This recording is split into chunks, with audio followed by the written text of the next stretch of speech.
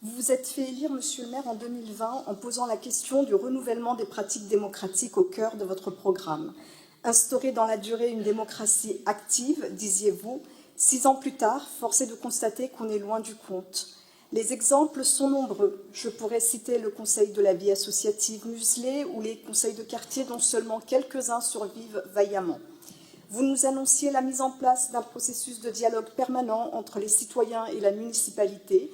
Vous parliez de la mise en place d'une fabrique citoyenne pour permettre aux habitants de participer aux décisions et aux grands projets. Dans la réalité, au cours de ce mandat, les projets ont été bien souvent pensés en chambre à quelques-uns et imposés aux habitants.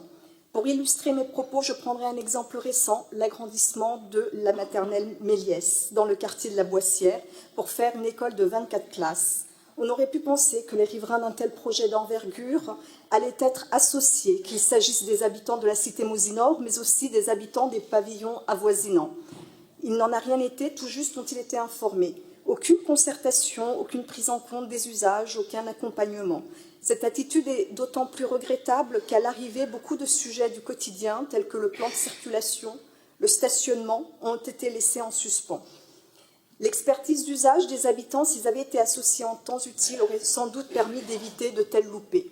Je pourrais aussi citer le cas du renouvellement urbain au Clos Français, à Lannou, au Morillon, et le rendez-vous manqué de l'association des habitantes et des habitants. Il faut sans doute le rappeler, la concertation dans ce cadre est pourtant une obligation légale, et en ce sens, les habitantes et les habitants de ces quartiers ont été privés de leurs droits.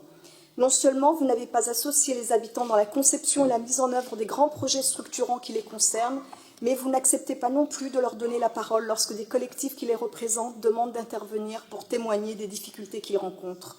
En disant cela, je pense par exemple au Conseil citoyen de Lannou et du Clos Français, je pense aux résidents des foyers, notamment lorsqu'il s'agit des revendications en matière de cantine. Je pense aux riverains des sites pollués comme Berthollet.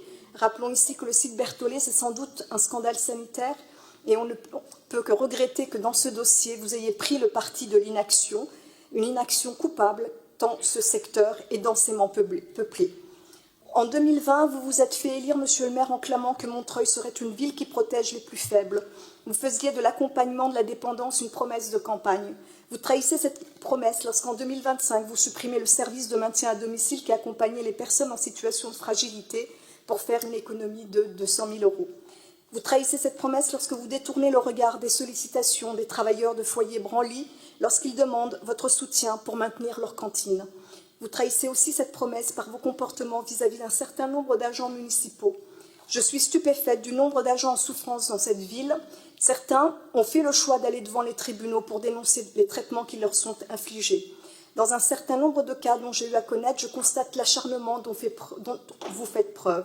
On a le sentiment qu'il y a une vraie stratégie d'usure mise en place par la collectivité pour écarter un certain nombre de personnes devenues indésirables. Vous avez le temps et l'argent des Montreuilloises et des Montreuillois, devrais-je dire, et vous utilisez cette position de force pour les contraindre. Les situations de ces agents sont bien entendu diverses, mais je sais combien ces attitudes rendent les personnes concernées vulnérables. Faut dire qu'on ne sort pas indemne d'un tel combat. Certaines, bien souvent d'ailleurs des femmes, se battent en payant des frais d'avocat, parfois en s'endettant. C'est aussi cela, votre bilan, et celui du système que vous avez mis en place avec le soutien complice de toutes les étiquettes de la gauche rassemblées. Je voudrais conclure mon propos en disant un dernier mot de ce qu'il est convenu d'appeler les affaires. Il est un temps pour tout et il est aussi, je crois, un temps pour la justice. Je suis intimement convaincue que le fonctionnement, notamment du fonds de dotation Montreuil solidaire, et les dérives cliniques soulevées par la Chambre régionale des comptes dans son rapport de 2021 n'échapperont pas éternellement à la justice de notre pays. Je vous remercie.